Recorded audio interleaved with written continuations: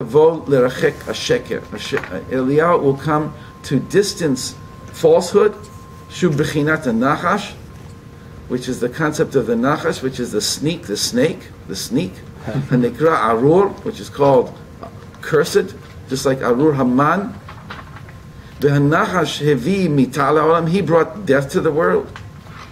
V'sheina him had mishishim b'mita, and sleep is a 60th of death. So Eliyahu Navi comes on Motzei Shabbat. V'kevan sheb'motzei Shabbat matchil ha'idgalut Eliyahu, because on Motzei Shabbat is the beginning of the revelation of the feeling that Eliyahu Navi is coming and the Mashiach is coming. Nitche HaSheker, he pushes falsehood away, which is the Nachash. And who's the one who brought death to the world, and sleep is a 60th of death, and therefore it's hard to sleep. I mean, this, you can't go against this logic. You don't want to, because it's so beautiful. Like, you just put the ideas together. Okay. Ki amru Rabbeinu, the rabbi said, Asara kabin shena yadol ha'olam. 10 measures of sleep came out to the world. And 9 of them were taken by servants, by slaves. They loved to rest because they're working so hard all the time. The Eved hu bechinat Kinaan Eved Avadim. Kinaan is called in the Torah by Noach a slave of slaves. The hu bechinat Arur. And this is the concept of being cursed.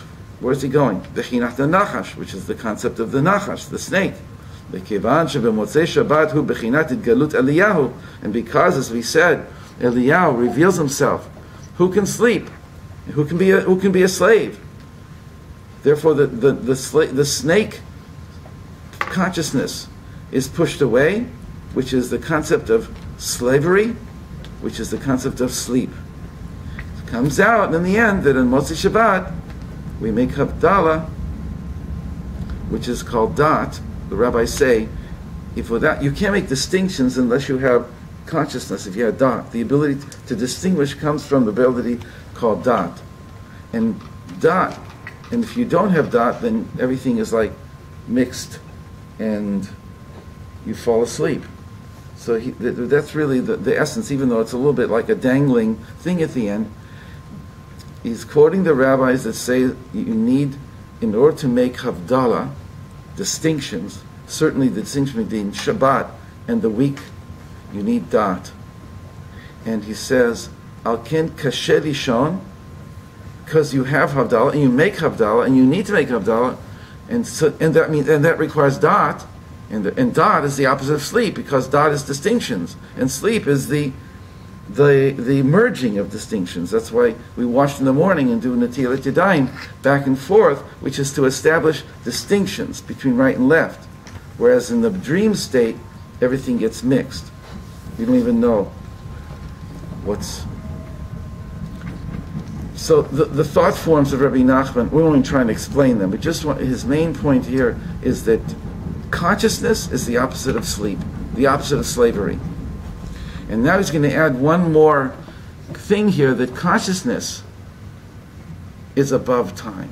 It catapults you above the world of nature, the world of being caught in thinking that if I did this today and I did this yesterday, then I cannot be different tomorrow. The concept of that you if you live within time only, then you extrapolate that if today is like it is, then it must always have been like this, and it will always be like this, even though you can see through the logic right away. But it's a unconscious acceptance on the certain level that I can't change. That's what he's saying. And so Moshe Rabbeinu and Mashiach are the ones who teach us that we are connected to eternity, to above time. And now the character of who wants to trap us in time, in terms of Purim, is going to become Haman. And that's why he mepil pur. He throws dice. And he tries to catch us. And that's what Rabbi Nachman is going to talk about.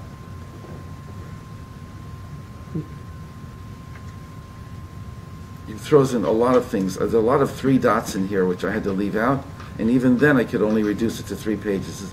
It's a huge piece, but it has like it's a magnificent structure. So I wanted to get the essence pieces of it, but you can certainly go and look at the source, which is called Likkutei Halachot. Now below Likkutei Maharan, the second paragraph down starts Likkutei Halachot Yoreh De'ah Hilchot Milah Hilchot Gerim Halachat Dalet. And as you see, shortly after that, we start with Tet Zayin. We skip over from Aleph to Tet Zayin, which is all about Brit Milah. And then we go down to Yud Tet on the bottom of the page, and we're going to go to Chaf Aleph, and eventually to Chaf Tet. I think Chaf Dalet is the end for us. So let's try it and see where. I really think it's a profound, transforming Torah. I will try and keep it not suspenseful. If I see an idea that I see is going to be helpful for us in the general sense of it, understanding the thing, I'll tell you what I think it is. And it's like when you read something the first time, or you see a movie the first time, there's a certain build-up of ideas. It's natural. You can't say everything in the first paragraph. Or even if he does say everything in the first paragraph, but I can't catch it. So there's a seed unfolding. And really, words and sentences and paragraphs are just like a tree from a seed. You can only see the tree with all of its fruit at the end, and then you go back to the first seed and say, "Ooh, it was there the whole time. I didn't have the ability to see it." And that's how a good speaker speaks and a good author writes, is to include everything in the first few, basically the first chapter, perhaps even the first paragraph, the first sentence. That's what Hashem does. Bereshit bara Elokim et hashamayim v'et haaretz, right? And then everything else is just an unfolding of that. And at the very end, you come to the Einei Kol Yisrael, in the eyes of all Israel. You come back to Bereshit. The Lamed of Yisrael and the Beit of Bereshit spells love. They call it Lev, heart, but it spells love, right? That's the force that I give to the world, is love, right? And everything else is just a detail of that. Is that the universal symbol for love now? Lamed and Beit, I don't know. That's cool. Oh, yeah. So let's read and see what we can see. Mevuar sham she'Eliyahu mevatel bechinat eved. So he quotes that whole Torah from the Likkutei Maharan, Kuf Yud Zayin 117, and he puts it, encapsulates it in a second. He says, we've explained over there, Rabbi Nachman explained over there, that Eliyahu Navi is a waker-upper, he's an announcer, he's a broadcaster, he is the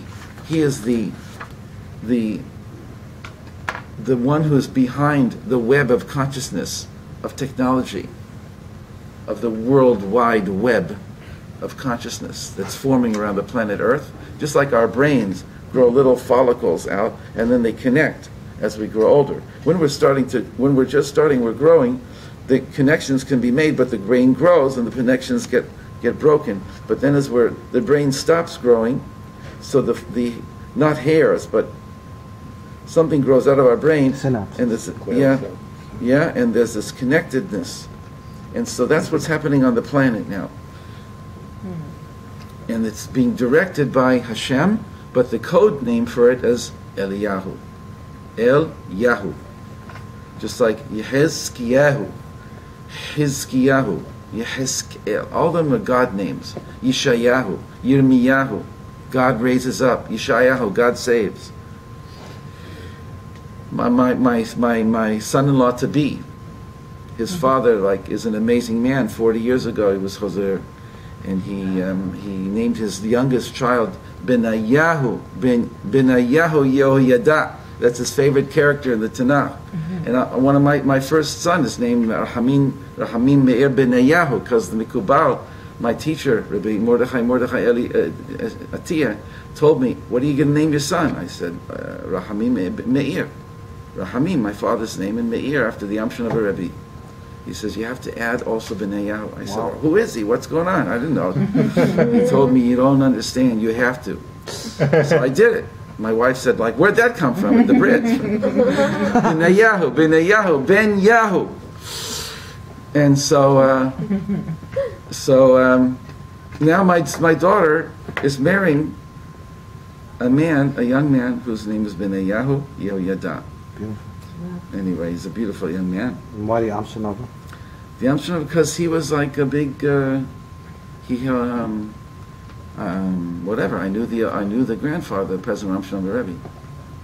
He was one of those big ones. Small man, big. Okay, so where did I go? Eliyahu Navi. What did I just do?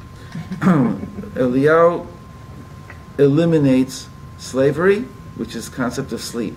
Ki abdut v'shena, because slavery to anything, not just slave like but slavery of any kind of compulsiveness or addictiveness to anything, and sleep are the same concept. They are what's called behinat tahat azman. They make you subservient to time. Time is almost like a master, and he's like can really do a thing here with time. He does it also in Pesach, because there's this verse that we went out of Egypt b'hippazon. What does b'hippazon mean? We went out of Egypt hastily because we didn't want the matzot to rise. But there's a pasuk in Yeshayahu, a Navi, that says v'lo b'hippazon. At the end, when Mashiach comes, it will not be with haste. There's a whole explanation there in Chazal. But Rabbi Nachman says that chipazon is lamala mi'azman. It jumps you up above. It's a catapulting above time. It's not just going faster.